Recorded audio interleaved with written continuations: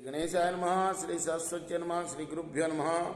భక్తులరా, సత్సంగంలో భాగంగా ఇప్పుడు మనం భాగవత మహాపురాణం నుండి కొంత భాగం, ఇవాళ ఎన్నో భాగం చెప్పుకోవాలి. నవమస్కందంలో ఉన్నాం. నవమస్కందంలో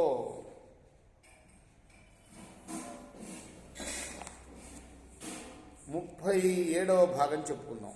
నిన్నటి వరకు 36 భాగాలుగా చెప్పుకున్నాం.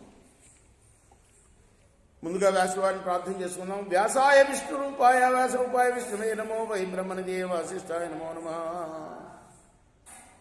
ఆంజనేయం మహావీరం బ్రహ్మవిష్ణుత్వాత్మకం తరుణాక్క ప్రభం శాంతం ఆంజనేయం నమామ్యహం. సదా నింబవృక్షస్య మూలాదివాసాత్ సుధాస్రావిణం తిక్తమప్యప్రియంతం తరుం కల్పవృక్షాదికం సాధయంతం నమామీశ్వరం సద్గురుం సాయినాథం. సమర్థ సాయినాథ్ మహారాజ్ కీ జై. తస్మాత్ ప్రసుశ్రుతస్తస్య సంధిస్తస్యాప్యమర్శనః మహస్వాంస్తత్ సుతస్తస్మాత్ విశ్వసాహోన్మజాయత తతః ప్రసేనజిత్తస్మాత్ తక్షకో భవితా పునః తతో బృహద్బలో యస్తు పిత్రా తే సమరే హతః. రామాయణం చెప్పుకున్నాం. భాగవతంలో రామాయణం.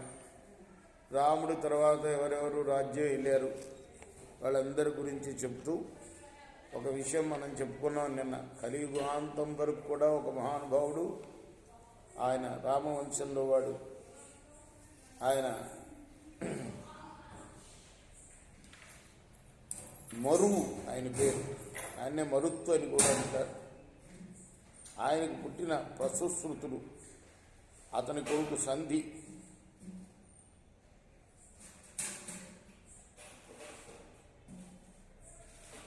ఎవరు? మరువు. ఆయన్నే మరుత్తు అని కూడా అంటారట. ఈయన కలియుగాంతం వరకు కూడా ఉంటాడు అని మనం చెప్పుకున్నాం నిన్న కదా.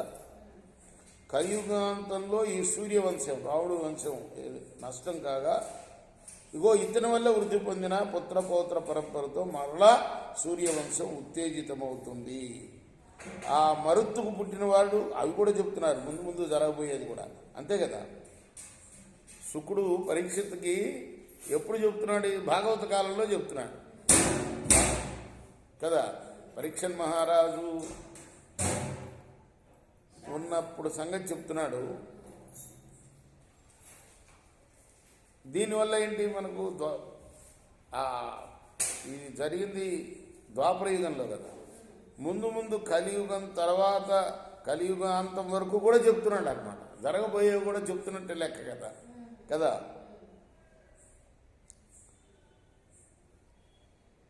అతనికి సంధి అనేవాడు పుడతాడు. మరుతుకేమో ప్రసుశ్రుతుడు పుడతాడు. అతనికి సంధి అనేవాడు పుడతాడు. సంధి కొడుకు పేరు అమర్షణుడు పుడతాడు. సంధికి అమర్షణుడికి మహస్వంతుడు పుడతాడు. అతనికి విశ్వసాహుడు పుడతాడు. విశ్వస్వాహుడికి ప్రసేనజిత్తు పుడతాడు. అతనికి తక్షకుడు పుడతాడు. అతనికి బృహద్బలుడు పుడతాడు. కాదు, దీన్ని బట్టి ఏంటంటే మళ్ళీ ఇక రాజా, ఈ బృహద్బలుడు నీ తండ్రి అయిన అభిమన్యుడి చేతిలో మరణించాడు అని చెప్తున్నాడు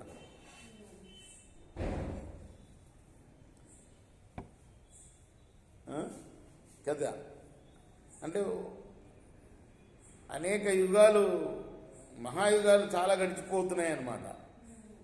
ఈ కలియుగం గురించి కాదనమాట చెప్పింది. అంతకుముందు కలియుగంలో దాని గురించి చెప్పాడు అంతే అనుకోవాలి మనం కదా. ఎందుకంటే ఈ చివరికి ఏం చెప్తున్నాడు? ఈ బృహద్బలుడు నీ తండ్రి అయిన అభిమన్యుడి చేతిలో మరణించాడు అని చెప్తున్నాడు. వాళ్ళ తర్వాత మరుత్తు తర్వాత వాళ్ళని కూడా గురించి చెప్పాడు కదా. కాబట్టి అంతకుముందు ఒక కలియుగం అయిపోయింది. ఆ కలియుగం గురించి చెప్పినట్టుగా మనం భావించాలి కదా. ఏతే ఇక్ష్వాకు భూపాలాతీతా స్మృణ్వనాగతాన్ బృహద్బలస్య భవితా పుత్రో నామ బృహద్రణ. పరీక్ష మహారాజా, ఇక్ష్వాకు వంశంలో ఇంతవరకు వర్ధిలైన మహారాజుల గురించి నీకు వివరించాను. ఇంకా రాబో వారిని గురించి కూడా తెలుపుతాను విను. బృహద్బలుడికి కలుగున్న పుత్రుడి పేరు బృహద్రుడు. అతని తనయుడు ఉరుక్రీయుడు. ఈ ఉరుక్రీయుని తనూజుడు వత్సవృద్ధుడు. అతని కుమారుడు ప్రతివ్యోముడు. చాలా వరుస చెప్తున్నారు ఆయన. ఉరుక్రియస్తతస్య వత్సవృద్ధో భవిష్యతి ప్రతివ్యోమస్తతో భానుర్దివాకో వాహినీపతి సా దేవస్తతో వీరో బృహదస్వోధ భానుమాన్ ప్రతీకాస్యో భానుమత సుప్రతీకోధ తత్సుత భవితా మరుదేవోధ సునక్షత్రోధ పుష్కర తస్యాన్ తరిక్షస్తత్పుత్ర సుతపాస్తదమిత్రజిత్ బృహద్రాజస్తు తస్యాపి బర్హిస్తస్మాత్ కృతంజయః రణంజయస్తస్య సుతః సంజయో భవితా తతః తస్మాచ్చోధ శుద్ధోదో లాంగలస్తత్సుతః స్మృతః తతః ప్రసేనజిత్తస్మాత్ క్షుద్రకో భవితా తతః రణకో భవితా తస్మాత్ సురధస్తనయస్తతః సుమిత్రో నామ నిష్ఠాంత ఏతే బార్కద్బలాన్వయ ఇక్ష్వాకూణామయం వంశ సుమిత్రాంతో భవిష్యతి యతస్తం ప్రాప్య రాజానాం సంస్థాం ప్రాప్స్యతి వై ఖలు.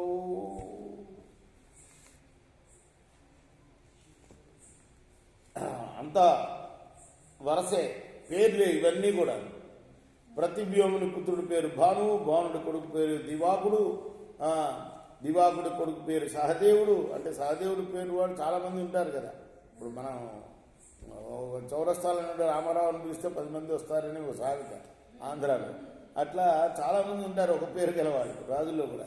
అతను గొప్ప వీరుడు. అలానే సహదేవుడి వల్ల బృహదస్సుడు రెండోసారి వచ్చాడు. ఇంతకుముందు ఒక బృహదస్సుడు వచ్చాడు. భానుమంతుడు, అతనికి భానుమంతుడి కొడుకు పేరు ప్రతీకాసుడు. అంటే ఇప్పుడు తండ్రి తాతల పేర్లు పెట్టుకుంటారు కదా, వాళ్ళవి మళ్ళీ వస్తున్నాయి అన్నమాట. అతని కుమారుడు సుప్రతీకుడు, సుప్రతీకుడు కొడుకు పేరు మరుదేవుడు, ఆయన కొడుకు పేరు సునక్షత్రుడు, అతని కొడుకు పేరు పుష్కరుడు, పుష్కరుడు కొడుకు పేరు అంతరిక్షుడు, అతని కొడుకు పేరు సుతపుడు, సుతపుడు కొడుకు పేరు అమిత్రజిత్తు, అమిత్రజిత్తు కొడుకు పేరు బృహద్రాజుడు, అతని కొడుకు పేరు బర్హి, బర్హి కొడుకు పేరు కృతంజయుడు, కృతంజయుడు కొడుకు పేరు రణంజయుడు, రణంజయుడు కొడుకు పేరు సంజయుడు, సంజయుడు కొడుకు పేరు శాక్యుడు, శాక్యుడు కొడుకు శుద్ధోదుడు, అతని కొడుకు పేరు లాంగలుడు, లాంగలుడు కొడుకు పేరు స్మృతుడు, ఆయన కొడుకు పేరు ప్రసేనజిత్తు, అతని కొడుకు పేరు క్షత్రకుడు, క్షత్రకుడు కొడుకు పేరు రణకుడు, రణకుడు కొడుకు పేరు సురధుడు, సురధుడి కొడుకు పేరు సుమిత్రుడు. ఈ సుమిత్రుడు ఆ వంశానికి చివరివాడు. బృహద్బలుడు పిమ్మట ఆ వంశం ఇలా వర్ధిల్లింది. ఇక్ష్వాకు వంశజుల పరంపర సుమిత్రుడితో ముగుస్తుంది. ఎందుకంటే సుమిత్రుడు రాజవడంతో కలియుగంలో ఆ వంశం పరిసమాప్తం అవుతుంది. శ్రీమద్ భాగవతే మహాపురాణే పారమహంసాం సంహితాయాం నవమస్కందే ద్వాదశోధ్యాయ. అలానే మనం నవమస్కందంలో ఈ రోజున 37వ భాగం పూర్తి చేసాం. రేపు 38వ భాగం చెప్పుకుందాం. కృష్ణార్పణమస్తు. సాయి కృష్ణార్పణమస్తు. श्री सच्चिदानंद सद्गुरु साईनाथ महाराज की जय. चेकोरा हारती गो सद्गुरुनाथ देव साईनाथ. पांचभौतिक तत्वंलाने हारतली तुमरा.